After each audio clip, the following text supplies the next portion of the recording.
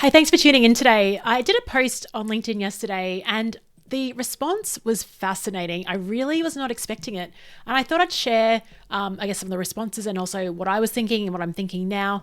I'm also writing an article about this for the WorkFame publication, so it'll be sent out today. I just haven't written it yet.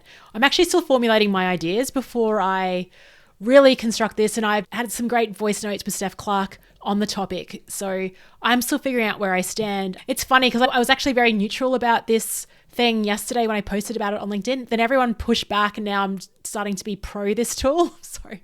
Oh, so funny. Anyway, basically the post is I jumped on a tool called Tavus. It's an AI tool and I was just playing around in it. What Tavus does is it creates AI characters.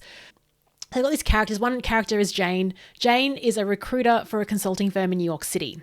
So I jumped on a call with Jane and she obviously looks like a real person, but you can tell she's AI. She's very robotic, very clinical.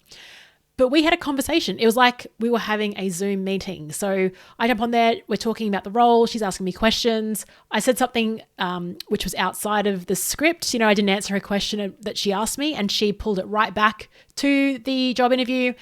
I posted it on LinkedIn and said, I interviewed with a global consulting firm in New York City today. Well, sort of. Meet Jane, my perfectly polite AI interviewer.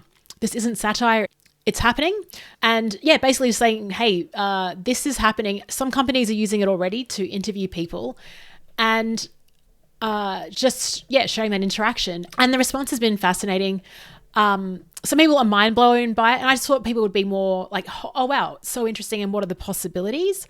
But a lot of people, and here's a nice example. She says, why would anyone participate in an interview with an AI interviewer in the first place, Leanne? And that's a really valid question. And why would anyone wish to engage with a company that values its employees so little that an algorithm is left to choose who fits? My mind boggles at the thought. Okay, I get that. But at the same time, we've got algorithms already deciding who gets through the first screening process. They go through resumes, CVs, they look at the cover letter. A human doesn't do that. It's already handled by AI. She says, to me, it seems dehumanizing and quite respectful, to be honest. We're going down a slippery slope with so many people racing to the bottom to be current or on trend. You can call it what you want, but fake is fake, and operating in such an artificial world is creating more and more anxiety and depression. I agree. I do think that's the case. We are missing that human connection. At the same time, here's what, this is my probably major argument.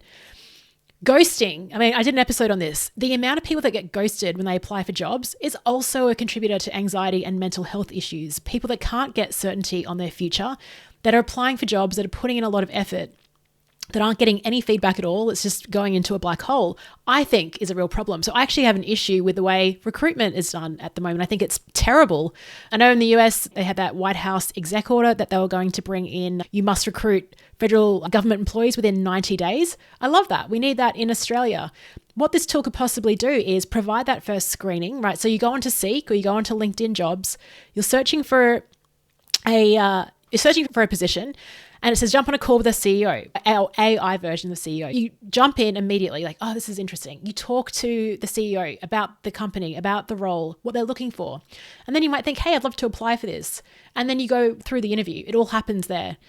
But the beauty of this is that everyone, and this is something that Steph Clarke and I were talking about, everyone has a chance to get an interview then. Everyone gets interviewed. And guess what? Through the algorithm, you possibly will even get feedback. You'll get a decision pretty quickly.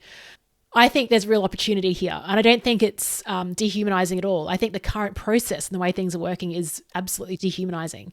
And I'm not saying this is the be all and end all that you go through 5 rounds of an AI interviewer, but I definitely think the first stage could absolutely be a live call, jump on it, get some feedback, find out more about the position rather than having to trawl different sites and have a conversation, even if it's a fake conversation, but it's been built up by all the data and information that the company has uploaded in the back end. I think it's really actually quite genius. The other thing I was talking about, and Steph gave me a counter, which is good, was around bias. I think you'd have more chance of an unbiased, of course, the humans are programming the tech, but we spend a lot of money on unconscious bias training, but you cannot eliminate bias from humans. It's like almost impossible. So if you use a tool and you program and go, these are the parameters on merit-based selection, this is what we're after, maybe you'll get a different type of response.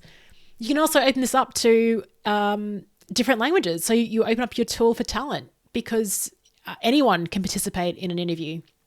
And I think we've got to really question, like, what is the point of the first interview? Is it about to show people that you care, or is it just to screen? And I think we've gone past the stage now. Organizations are already screening people using software. This has happened for like over a decade now, like even longer. So are we kidding ourselves? Look, counter argument isn't the most important role of a leader or HR person to meet the people? I don't know. This is what I mean. I'm not pro, I'm not con. I am just very surprised by a lot of people saying it's dehumanizing when I think recruitment has already been dehumanized. Okay, that's my rant. It's been fun to sort of work my way through this.